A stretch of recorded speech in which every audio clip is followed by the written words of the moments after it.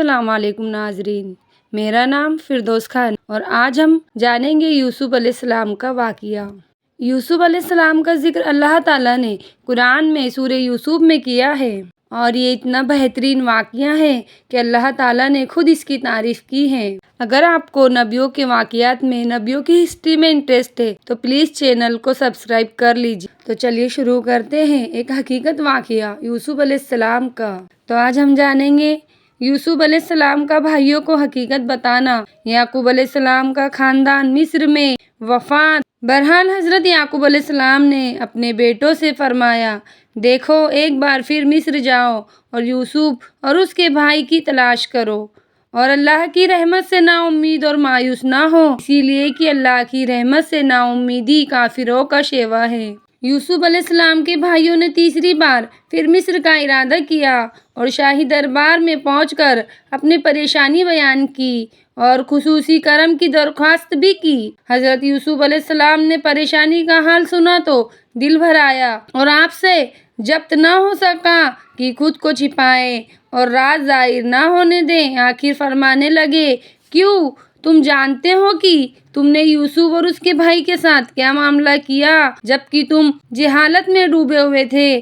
بھائیوں نے یہ امید کے خلاف سن کر کہا، کیا تم واقعی یوسف ہو؟ حضرت یوسف علیہ السلام نے جواب دیا، ہاں میں یوسف ہوں اور یہ بنیامین میرا منجایا سگا بھائی ہے۔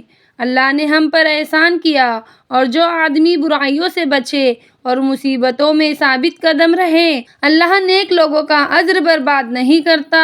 یوسف کے بھائی یہ سن کر کہنے لگے، خدا کی قسم، اس میں شک نہیں کہ اللہ تعالیٰ نے تجھ کو ہم پر برتری و بلندی بخشی اور بے شک ہم پوری طرح قصوروار تھے۔ حضرت یوسف علیہ السلام نے اپنے سوتیلے بھائیوں کی خستہ حالی اور پریشانی کو دیکھا تو پیغمبرانہ رحمت اور درگزر کے ساتھ فوراً فرمایا، آج کے دن میری اور سے تم پر کوئی پھٹکار نہیں، اللہ تمہارے قصور کو بخشے اور وہ تمام رحم کرنے والوں سے بڑھ کر رحم کرنے والا ہے۔ حضرت یوسف نے یہ بھی فرمایا، اب تم کنعان واپس جاؤ اور میری پیرہن لیتے جاؤ، یہ والد کی آنکھوں پر ڈال دینا، انشاءاللہ یوسف کی خوشبو ان کی آنکھوں کو روشن کر دیں گی اور تمام خاندان کو مصر لے آؤ۔ ادھر یوسف علیہ السلام کے بھائیوں کا قافلہ کنعان کو یوسف علیہ السلام کا پیرہن لے کر چلا تو ادھر حضرت یعقوب علیہ السلام کو وحی الہی نے یوسف کی خوشبو سے مہکا دیا۔ فرمانے لگے، اے یعقوب کے خاندان، اگر تم یہ نہ سمجھو کہ بڑھاپے میں اس کی عقل ماری گئی ہے تو میں یقین کے ساتھ کہتا ہوں کہ مجھ کو یوسف کی مہک آ رہی ہے۔ وہ سب کہنے لگے، خدا کی قسم، آپ تو اپنے پرانے خط میں پڑھے ہو، یعنی اس قدر مدت گزر جانے کے بعد بھی جب اس کا نام و نشان بھی باقی نہیں رہا تمہیں یوسف ہی کی رٹ لگی ہوئی ہے۔ کنعان کا قافلہ واپس پہنچا تو وہی ہوا جس کی اور حضرت یوسف علیہ السلام نے اشارہ کیا تھا۔ پھر جب بشارت دینے والے آ پہنچے تو اس نے یوسف کے پیرہن کو یعقوب علیہ السلام کے چہرے پر ڈال دیا، بس ان کی آنکھیں روشن ہو گئی۔ یعقوب علیہ السلام نے کہا، کیا میں تم سے نہ کہتا تھا کہ میں اللہ کی اور سے وہ بات جانتا ہوں جو تم نہیں جانتے؟ یوسف علیہ السلام کے بھائیوں کے لیے یہ وقت بہت کٹھن تھا۔ شرم و ندامت ہوئے سر جھکائے ہوئے بولے، اے باپ، اللہ کی جانب میں ہمارے گناہوں کی مغفرت کے لیے دعائیں فرمائے، بے شک ہم خطا کار اور قصوروار ہیں۔ حضرت یعقوب علیہ السلام نے فرمایا، بہت جلد میں اپنے رب سے تمہاری مغفرت کی دعا کروں گا، بے شک وہ بڑا بخشنے والا رحم کرنے والا ہے۔ حضرت یعقوب علیہ السلام اپنے سب خاندان کو لے کر مصر روانہ ہو گئے۔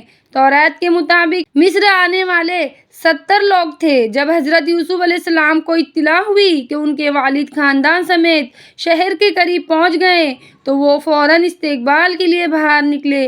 حضرت یعقوب علیہ السلام نے ایک لمبی مدت کے بعد بیٹے کو دیکھا تو سینے سے چمٹ لیا۔ حضرت یوسف علیہ السلام نے والد سے عرض کیا، اب آپ عزت و احترام اور امن و حفاظت کے ساتھ شہر میں تشریف لے چلیں۔ حضرت یوسف علیہ السلام نے والد مجید اور تمام خاندان کو شاہی سواریوں میں بٹھا کر شہر اور شاہی محل میں اتارا۔ اس کے بعد ایک دربار سجایا گیا۔ حضرت یوسف علیہ السلام کے والد کو شاہی تخت پر جگہ دی گئی۔ اس کے بعد خود حضرت یوسف علیہ السلام شاہی تخت پر بیٹھے۔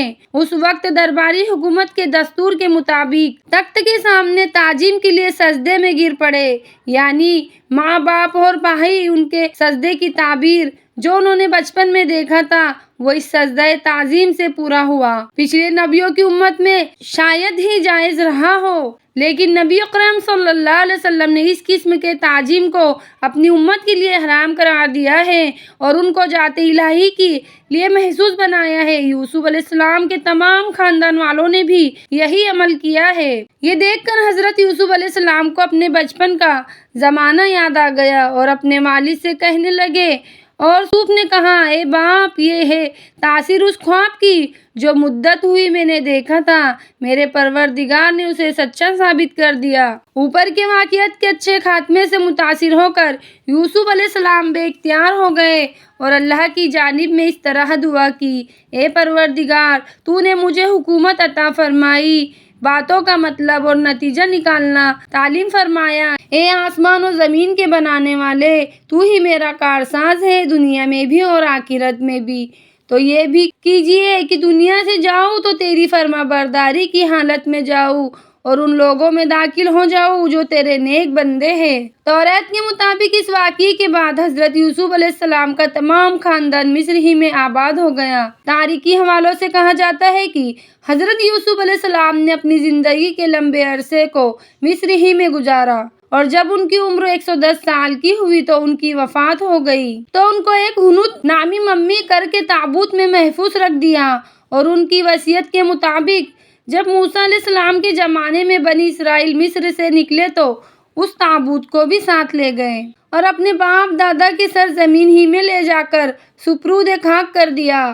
بتایا ہے کہ ان کی قبر نابلاس کے آس پاس ہے۔ یہ کنعان کا علاقہ ہے جس پر اب اسرائیلی کا قبضہ ہے۔ اللہ عالم، اللہ بہتر جاننے والا ہے۔ اچھی اخلاقی باتیں، اگر کسی آدمی کا نجی مزاج عمدہ ہو اور اس کا ماحول بھی پاک مقدس اور لطیف ہو تو اس آدمی کی زندگی اخلاق کریمانہ میں نمایاں اور اچھی صفتوں میں ممتاز ہوں گی اور وہ ہر قسم کے شرف و مجد کا حامل ہوگا۔ صبر ایک شاندار خلق ہے اور بہت سی برائیوں کے لیے صبر اور ڈھال کا کام دیتا ہے۔ قرآن کریم میں سب سے زیادہ جگہوں پر اس کی فضیلت کا اعلان کیا گیا ہے اور اللہ تعالیٰ نے اونچے رتبے اور بلند درجے کا مدار اسی فضیلت پر رکھا ہے۔ تکلیف پہنچانے والے بھائیوں کی ندامت کے وقت صبر کا اختیار کرنا یعنی دل کی وسعت کا ثبوت ہے۔ بہترین اخلاق میں شکر بھی سب سے بہتر اخلاق ہے، اسی لیے یہ اللہ کے اخلاق میں سب سے بلند ہے۔ حسد، جلن اور بغض کا انجام حسد کرنے والے اور بغض رکھنے والے کے حق ہی میں نقصان دہ ہوتا ہے، اور اگرچہ کبھی جس سے حسد اور بغض کیا گیا ہے اس کو بھی دنیا کا نقصان پہنچ جانا ممکن ہے، لیکن حسد کرنے والا کسی حال میں بھی فلاح نہیں پاتا اور وہ دنیا اور آخرت میں گھاٹا اٹھانے والا جیسا ہو جاتا ہے۔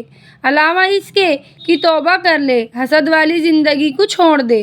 حضرت یوسف علیہ السلام کی پوری زندگی اوپر لکھے اخلاقی مسئلوں پر گواہ ہے اور اس دعا کے لیے دعوت دے رہی ہے، اے آسمانوں اور زمین کے پیدا کرنے والے، تو ہی دنیا اور آخرت میں میرا مددگار ہے، تو مجھے اپنی اطاعت پر موت دیجیے اور نیک لوگوں کے ساتھ شامل کیجیے۔